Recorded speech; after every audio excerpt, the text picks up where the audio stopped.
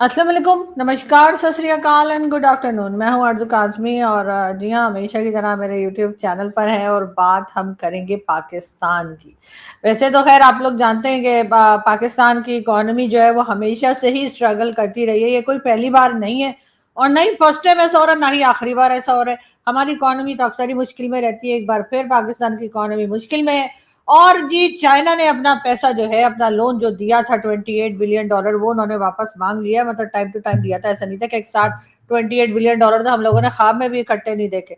लेकिन हाँ, वो थोड़े थोड़े करके वो $28 बिलियन जो है वो बन चुके हैं। और अब चाइना का कहना है कि लाओ जी पैसे कटो। अब पैसे किधर से दें, वो तो जाहिर है हमारे पास होते तो क्या हम चाइना से ले रहे होते। ये तो शी जिनपिंग को सोचना चाहिए था। शी जिनपिंग जो है, मेरा ख्याल है बगैर अक्ल लड़ाए जो है वो यहाँ पर लोन देते चले गए और हमारे लोग खा पीकर और बगैर डकार मारे जो है सब इधर उधर निकल गए। अब कुछ लोग जो यहाँ रह गए उनसे जी चाइना ने कहा है कि जी वो $28 बिलियन जो आपने हमसे लिया था लोन, वो किसने जरा दे दीजिए। अब पाकिस्तान जो है, आपको पता है हमसे बड़ा जुगाड़ू कंट्री कोई नहीं है। हम जितने जुगाड़ लगा सकते हैं वो आप लोगों की सोच से भी बाहर है। तो बहरहाल अब हुआ ये कि पाकिस्तान ने जो है वो अमेरिका से, क्योंकि आजकल डोनाल्ड ट्रंप बहुत तारीफें करते दिखाई देते हैं हर जगह पे, वाह वाह प्रोडक्शन डोनाल्ड ट्रंप करते रहते हैं पाकिस्तान की जो सरकार है उसकी भी, और जो सरकार लाने वाले हैं उनकी भी। My favourite field marshal. तो उन्होंने सोचा कि चलो जरा इन्हीं को छील देते हैं, यानी कि डोनाल्ड ट्रंप को छील देते हैं। और डोनाल्ड ट्रंप को या अमेरिकन को जो है वो कहा गया पाकिस्तान की तरफ से कि जी जरा $10 बिलियन तो दिएगा। जो कि पाकिस्तान ने कहा जी हमारी क्योंकि बहुत ही ज्यादा स्ट्रगलिंग किस्म की इकोनॉमी है, तो उसको थोड़ी लाइफलाइन के लिए आप अगर 5 साल के अरसे में हमें $10 बिलियन दे दें तो आपकी बड़ी मेहरबानी होगी और हम तो आपके काम आते रहते हैं हमेशा से। आपको पता है कि पाक अफगान या अमेरिका अफगान वॉर जो थी, war of so called terror, उसमें भी हम हिस्सा बने और वैसे भी आप हमें जो कहते हैं हम तो धड़ाधड़ करते चले जाते हैं। तो जी अब डोनाल्ड ट्रंप से और अमेरिकन से कहा गया है कि आप हमें $10 बिलियन दे दें। वो $10 बिलियन का हम करेंगे क्या? अरे कौन सा हमने उससे छोले भटूरे खा लेने। हमने उठाकर वो $10 बिलियन जो है वो चाइना को देने, ताकि वो कुछ तो चुप कर जाए, कुछ अरसे के लिए तो बैठ जाए। उसके बाद उस 10 बिलियन का 20 बिलियन निकालना हमें आता है। हम किसी ना किसी तरीके से शी जिनपिंग को मना लेंगे और उनसे कहेंगे कि बस अब आप जो है ना, अब आप हमें कुछ पैसा दे दीजिए। अभी तो आपके 10 बिलियन दे ही दिए। और शी जिनपिंग जो है, मुझे यकीन है कि वो एक बार फिर मामू बनने को तैयार हो जाएंगे। लेकिन उस पर डोनाल्ड ट्रंप की क्या हालत है वो मैं आपको दिखाती हूँ। जब पाकिस्तान ने $10 बिलियन की डिमांड की तो, या रिक्वेस्ट की, वैसे हम रिक्वेस्ट करते हैं लेकिन वो होती।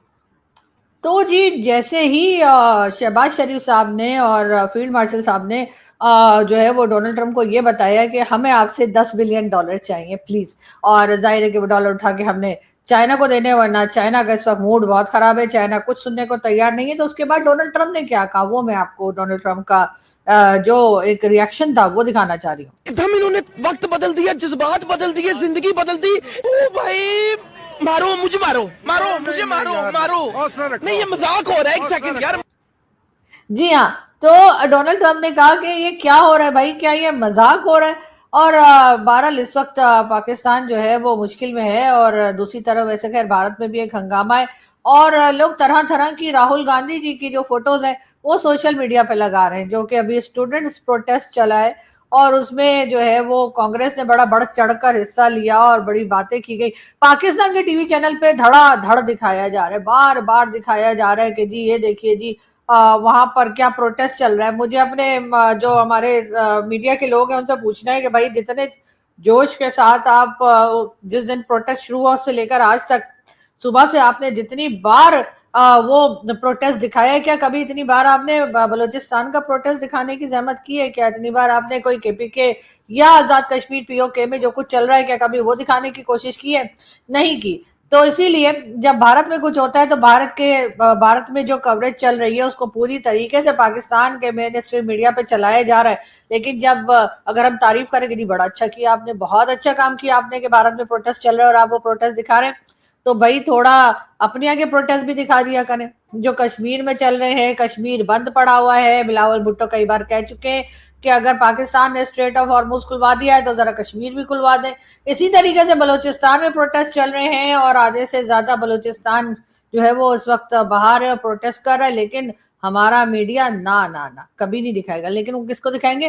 राहुल गांधी को, या फिर राहुल गांधी जैसे और कई लोगों को जो कि भारत की सरकार के खिलाफ जो है वो प्रोटेस्ट कर रहे हैं, जिसमें नसरुद्दीन शाह साहब की वीडियो क्लिप भी कई बार दिखाई गई है और दूसरे कई लोगों की दिखाई जा रही है। बिल्कुल दिखाइए, मैं मना नहीं कर रही, दिखाइए। अगर भारत में कोई प्रोटेस्ट हो रहा है तो बिल्कुल कवरेज होनी चाहिए पाकिस्तान में, लेकिन पाकिस्तान के अपने प्रोटेस्ट जो हो रहे हैं उसका क्या, उसकी भी तो कवरेज दिखा दीजिए। हमारी पब्लिक ये भी जानना चाहती है कि बलूचिस्तान में हालात क्या है, कश्मीर में हालात क्या है, केपीके में क्या हो रहा है, सिंध में क्या हो रहा है। नहीं, उसकी आप कोई फुटेजेस नहीं दिखाते और यहीं पे जाकर हमारा मीडिया जो है वो गड़बड़ करता दिखाई देता है। बहरहाल राहुल गांधी जो है उनकी कई फोटोज जो है वो सोशल मीडिया पर है।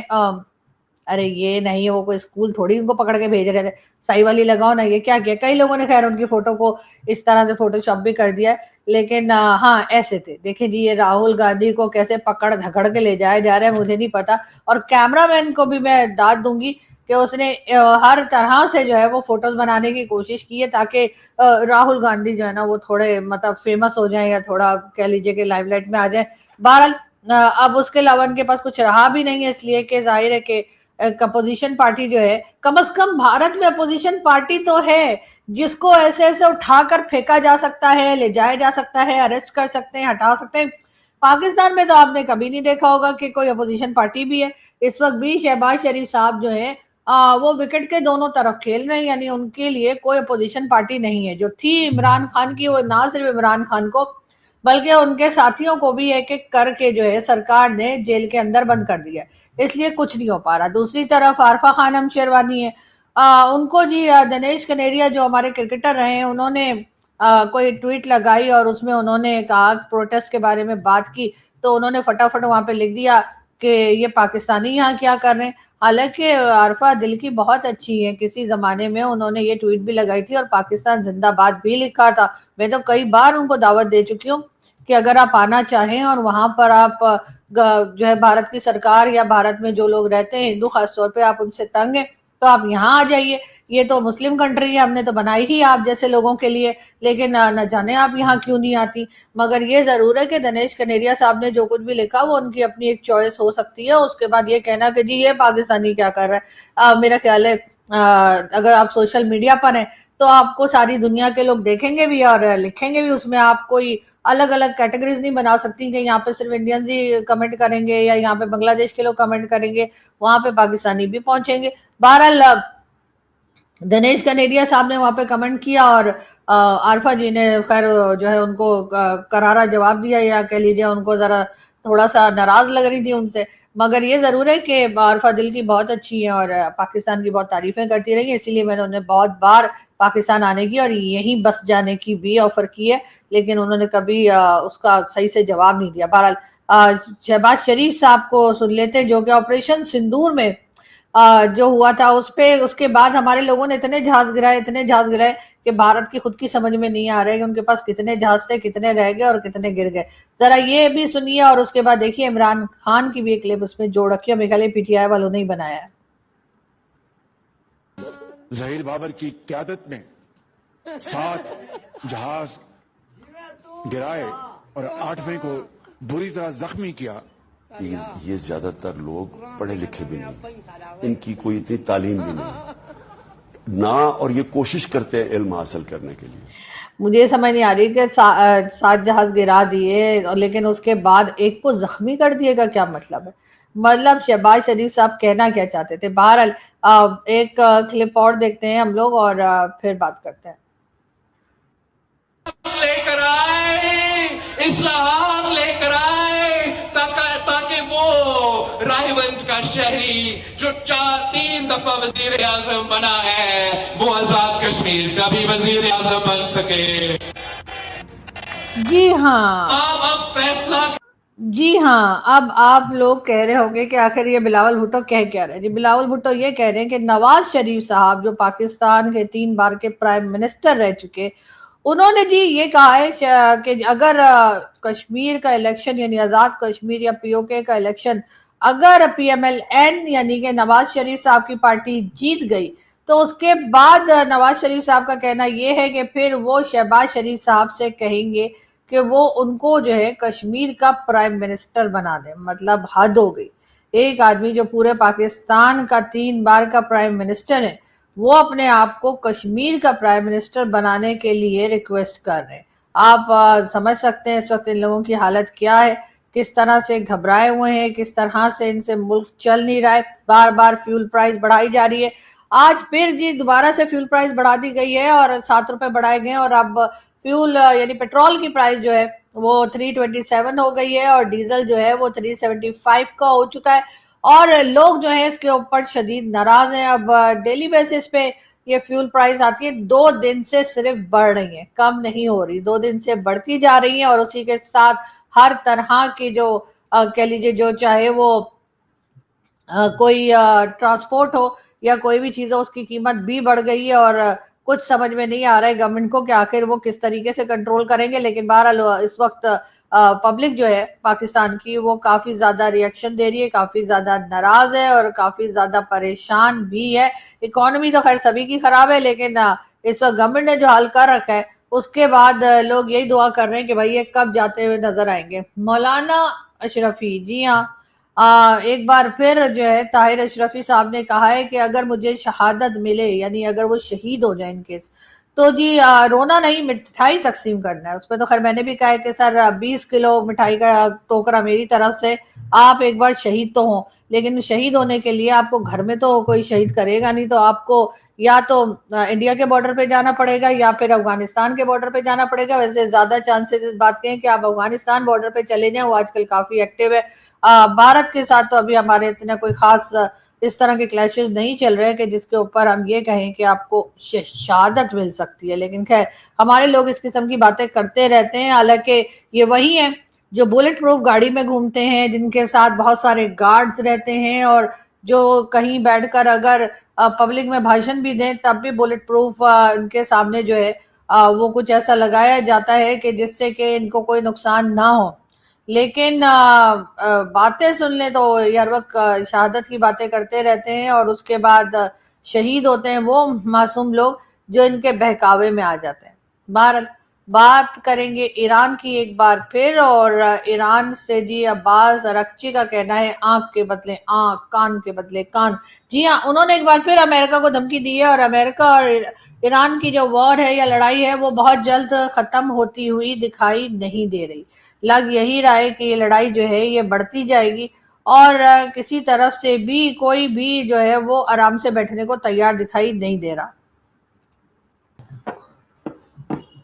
जी जनाब, तो मॉनसून का सीजन है और धड़ाधड़ बारिशें हो रही हैं और पाकिस्तान में, पूरे पाकिस्तान में बारिश हो रही है और हर जगह, क्योंकि जाहिर है कि ज्यादातर गवर्नमेंट इस तरह के कोई काम करती नहीं है। हर साल बारिश होती है और हर साल जो है वो कहीं ना कहीं फ्लड आता है और उसके बाद कोई तैयारी नहीं की जाती नेक्स्ट ईयर के लिए कि अगर इस तरह की कोई हालत हो गई तो उससे कैसे बचा जा सकता है। ना ही कोई ड्रेनेज वगैरह का सिस्टम जो है उसको साफ किया जाता है, ना कोई और चीज होती है।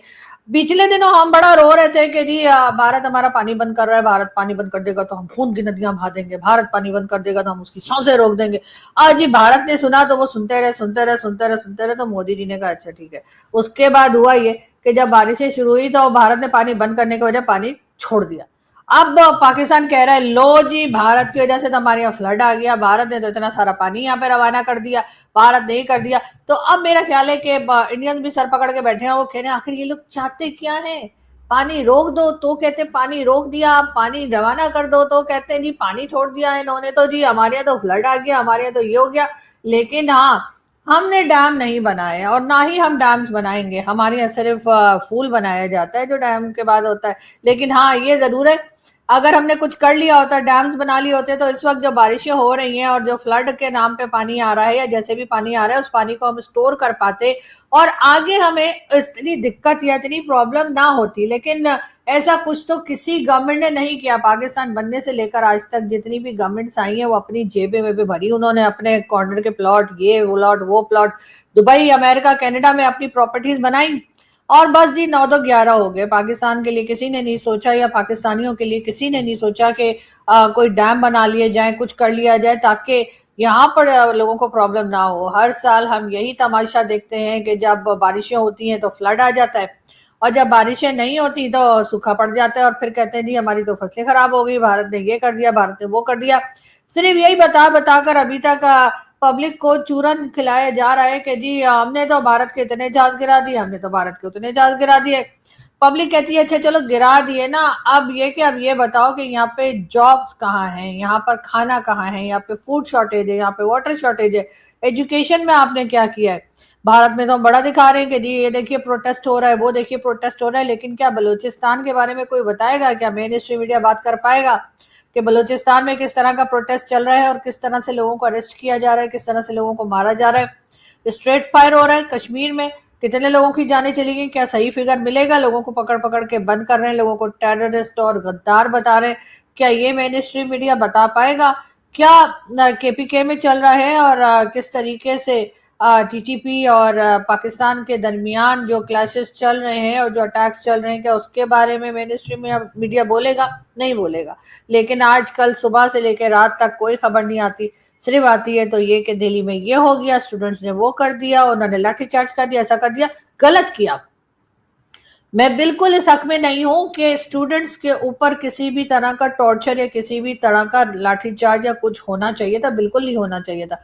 लेकिन स्टूडेंट्स को भी पीसफुली प्रोटेस्ट करना चाहिए था, और अगर उनके बीच में से कुछ लोग ऐसे निकल भी आए जिन्होंने थोड़ी वायलेंस किया, शोर मचाया, तब भी पुलिस को जो है वो कंट्रोल रखना चाहिए था। वो सब कुछ ठीक है, लेकिन क्या पाकिस्तान अपने होने वाली जो कुछ चीजें हैं वो बताएगा? वहां पर भारत में जिन स्टूडेंट्स को चोटें लगी हैं उनकी माएं जो हैं वो रोड पर आ गई और वो शोर मचा रही हैं कि जी देखिए हमारे जो स्टूडेंट्स हैं, हमारे जो बच्चे हैं, उनको जो है उनके ऊपर लाठीचार्ज हुई है, उनको चोटें लगी हैं, वो जख्मी हुए हैं। यहाँ पाकिस्तान में कभी आपने सोचा पाकिस्तान की माएं जो हैं उन्होंने क्या कुछ नहीं सहा है?